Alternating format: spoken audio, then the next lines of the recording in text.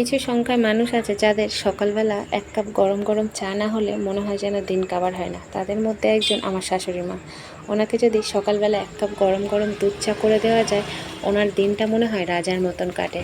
আসলে উনি ভীষণ চা প্রেমিক মানুষ। তো এখন আমি সকালবেলা বসিয়ে দিয়েছি চা, আর সবাইকে জানাই গুড মর্নিং। কেমন আছে সবাই? আশা করি ভালো আছো, আমিও ভালো আছি। তো এখানটা দেখো একটা ছোট্ট বাটিতে চা বসিয়ে দিয়েছি, কারণ আমাদের বাড়িতে তো কেউ চা খায় না, শুধু মা একা চা খায়।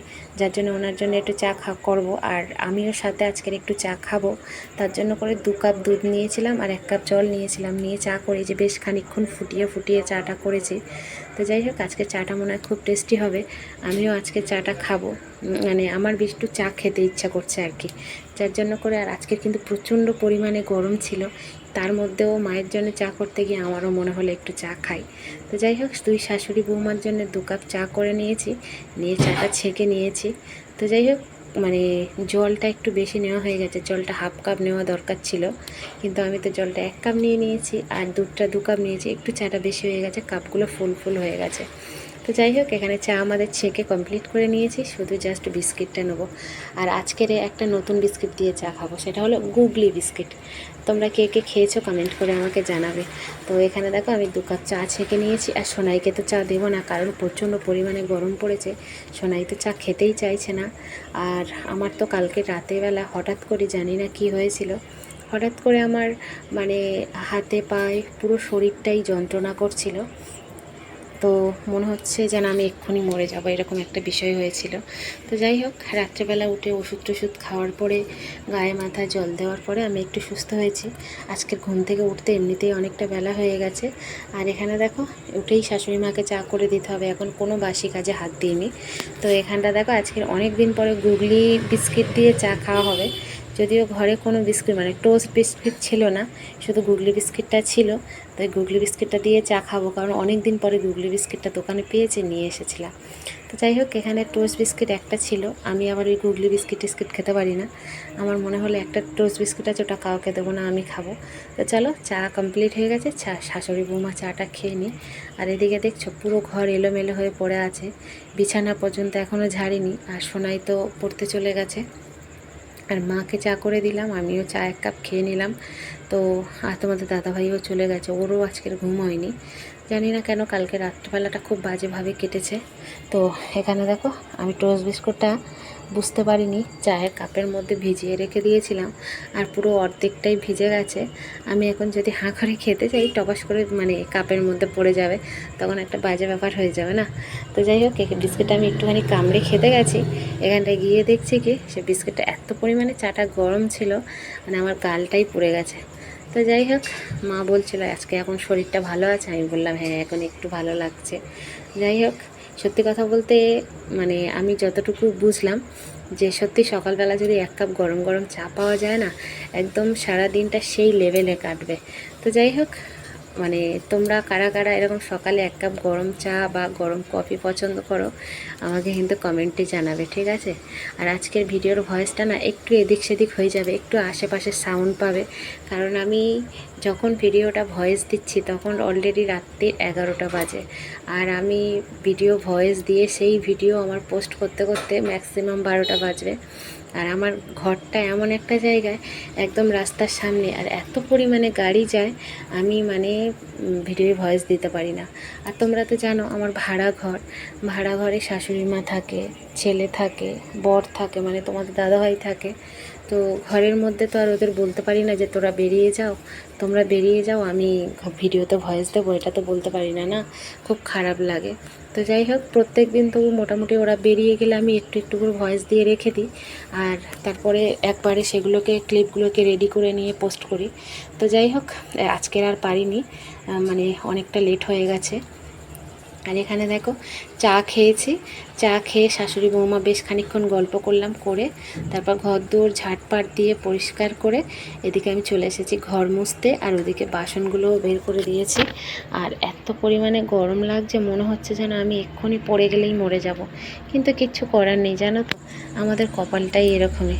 মানে কেউ তোমার কষ্ট হলে কেউ বলবে না যে তোমার একটু হাতে আমি এই কাজটা করে দেব, বা তোমার কষ্ট হচ্ছে, মানে কেউ বলবে না, জানো তো, আমাদের মেয়েদের এরকমই কপাল।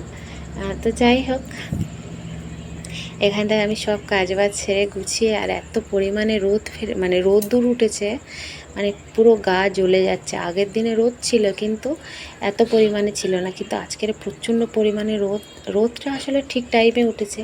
আমি তো কাজ করছি একটু বেলা করে, যার জন্য করে একটুখানি রোদটা বেশি লাগছে, তার জন্য করে আজকের একটু মাথায় গামছা ফেলে নিয়েছি, কারণ কালকের আমার শরীর ভীষণভাবে অসুস্থ হয়েছিল।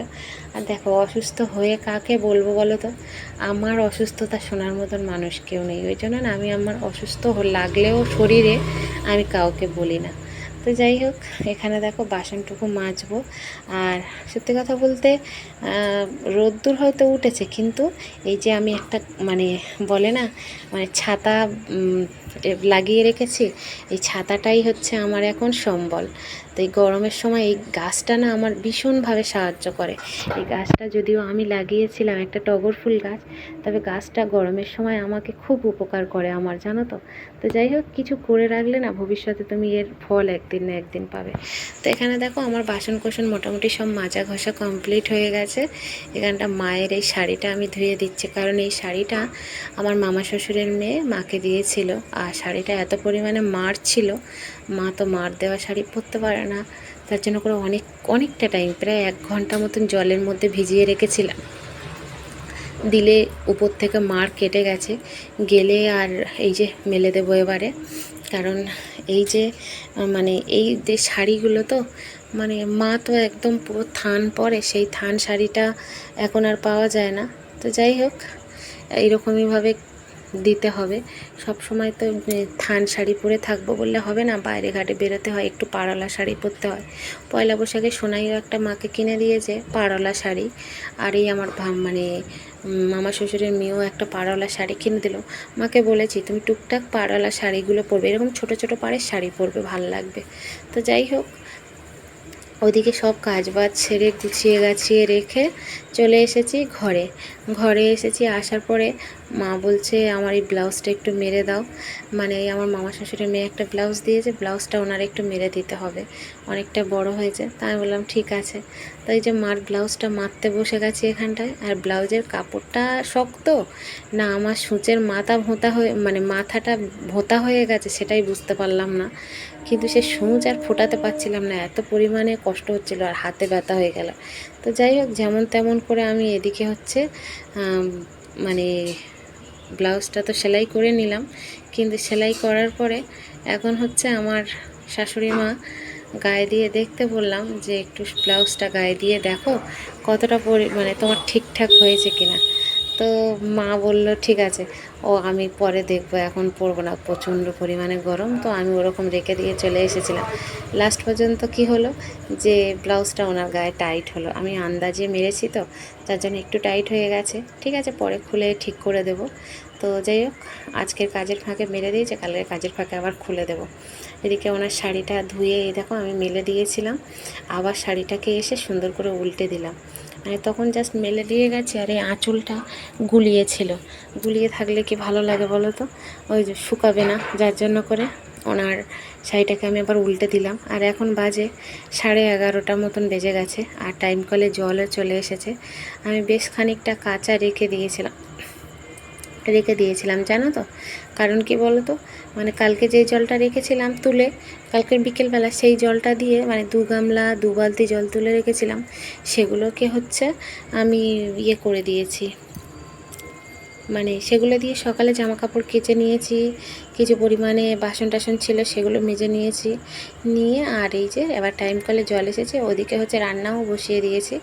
আজকের রান্না করব, যেহেতু অক্ষয় তৃতীয়া আছে, যার জন্য করে আজকের রান্না করব হচ্ছে ডাল করব, একটু আলু কুচিয়ে, মানে একটু আলুকে মানে গ্রাইন্ডারে দিয়ে একটু বড়া বানাবো, আর একটু ভাজা টাজা করবো, এরকমই কিছু একটা করার চিন্তা ভাবনা আছে। তবে আজকের অক্ষয় তৃতীয়া যেহেতু মাছ চিংড়ি খাওয়া যাবে না। আর ওই যে আগের দিন আচার বানিয়েছিলাম সোনাই, তো সেই আচারটা মানে কি বলবো, মানে পিছন ছাড়ছে না, সে অতটা আচার বানিয়েছিলাম, খেতে খেতে খেতে খেতে আর একটুখানি আছে। তো যাই হোক, ওর টিউশনি থেকে এসে আর কিছু খায়নি, খালি পেটে দেখো আচার নিয়ে বসেছে।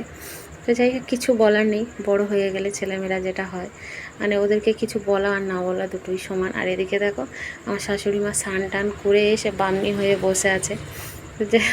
কিছু করার নেই জানো তো। আর এদিকে দেখো আমি ভাত হয়ে গেছে আর এদিকে ডাল সিদ্ধ বসিয়ে দিয়েছি। দেখো তোমার হাজার কষ্ট হলে না তোমার কাজ তোমাকেই করতে হবে। আর আমার ভিডিওগুলো যদি তোমাদের ভালো লাগে সুন্দর করে একটা কমেন্ট করে যেও, হ্যাঁ, কারণ আমি খুব কষ্ট করে খুব অসুবিধার মধ্যে এই ভিডিওগুলো বানাই। আর আজকের সোনাইয়ের এই যে প্রোডাক্টটা রিটার্ন এসেছে, মানে একটা ভুল প্রোডাক্ট দিয়েছে, আর আমাদের শাড়িটাকে দেয়নি, ওনারা অন্য একটা পুরনো শাড়ি নিয়ে আমাদের রিটার্ন দিয়েছে। তো যাই হোক, ব্যবসা করতে গিয়ে অনেক কিছু অভিজ্ঞতা হচ্ছে, আর কিছু করার নেই, মানে এরকমই হতেই থাক। তো আমার ভিডিওগুলো যদি তোমাদের ভালো লাগে লাইক কমেন্ট শেয়ার করো, আর সবাই ভালো থেকো। সবাইকে জানাই